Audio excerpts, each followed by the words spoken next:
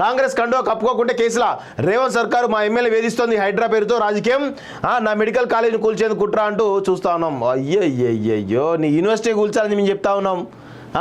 నీ అనురాగ్ యూనివర్సిటీని కూల్చాలి, అదే మేము చెప్తా ఉన్నాం. అనురాగ్ యూనివర్సిటీ హాస్టల్ కూల్చాలి, అనురాగ్ యూనివర్సిటీ కూల్చాలి. చెరువుల చెర వారి పనే. బఫర్ జోన్లో మాజీ మంత్రులు ఎమ్మెల్సీల నిర్మాణ వ్యాపారులు సినీ ప్రముఖులవి.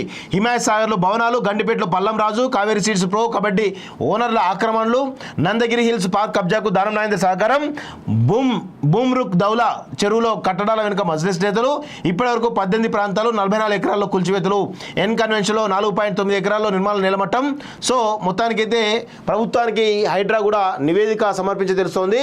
సో దీన్ని చూడండి, అభివృద్ధి క్రమంలో భూముల ధరలు అనూహ్యంగా పెరగడంతో కబ్జా చేసి కొందరు తక్కువ ధరకు కొని ఇంకొందరు హైదరాబాద్ మహానగరంలో చెరువులు, పార్కులు, నాలాల పక్కన ప్రభుత్వ స్థలాలను చెరబట్టింది. ప్రజాప్రతినిధులు, రాజకీయ అధికార అండదండలున్న వ్యాపార సినీ ప్రముఖులు అని చెప్పి తెలుస్తూ ఉంది. ఆక్రమణకు పాల్పడిన నాయకులు అధికార ప్రతిపక్షాల తేడా లేదు, అన్ని పార్టీల వారిది అదే తీరు. హైడ్రా కూల్చివేత నేపథ్యంలో పెద్ద ఎత్తున చర్చ కూడా జరుగుతూ ఉన్న విషయాన్ని మనం గమనించాల్సిన అవసరం కనబడతా ఉంది. సో ఈ విషయం స్పష్టమైంది. ఈవీడీఎం హైడ్రా 3 నెలల్లో 18 ప్రాంతాల్లో చెరువుల గరిష్ట నీటి నిల్వ సామర్థ్యం పరిధి బఫర్ జోన్ పార్కులో పడగొట్టిన అక్రమంలో సింహభాగం రాజకీయ వ్యాపార ప్రముఖులవే. ఇందులో ఎన్ కన్వెన్షన్ సెంటర్ కూడా ఉంది. గండిపేట, తమ్మిడిగుంట, బూమ్రుక్ దౌలా చెరువులో నేరుగా కబలించగా కొన్ని చోట్ల పేదలను ముందు పెట్టి కబ్జాకు పాల్పడ్డారు. కాగా ఇప్పటివరకు 43.94 ఎకరాల్లో ఉన్న ఆక్రమణలు తొలగించినట్లు హైడ్రా ఆదివారం ప్రకటించింది.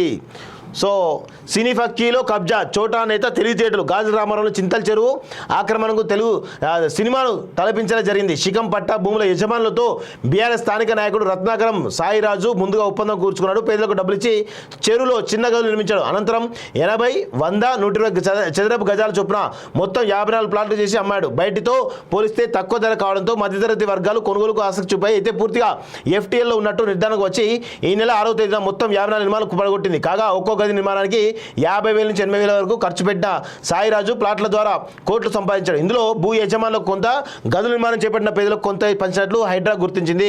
గాజుల రామారంలోని భూదేవి హిల్స్ పరికి చెరువు పవర్ జోన్ నిర్మించిన బేస్మెంట్లు మాధవపూర్ పార్కులో నిర్మాణంలో ఉన్న 2 అంతస్తుల భవనాన్ని చంద్రనగర్ ఈర్ల చెరువులో జేహెచ్ఎంసీ అనుమతి పొందిన ఎఫ్టీఎల్లో ఉండడంతో G+3, G+4 భవనాలను హైడ్రా పడగొట్టింది. నిర్మాణ పనులు పూర్తి కాకముందే పట్టణ ప్రణాళిక విభాగం అధికారులు నివాస యోగ్య పత్రం ఇచ్చినట్లు గుర్తించింది. హైదరాబాద్ మహానగర అభివృద్ధి సంస్థ అనుమతులతో స్టిల్ట్ ప్లస్ 5 అంతస్తులు నిర్మించిన 3 భవనాలు ప్రగతినగర్ ఎర్రకుంట చెరువు ఎఫ్టీఎల్లో ఉండడంతో నేలమట్టం చేసింది. బొడుపలోని ఓ ప్రభుత్వ భూమిలో ఆక్రమణలు తొలగించింది.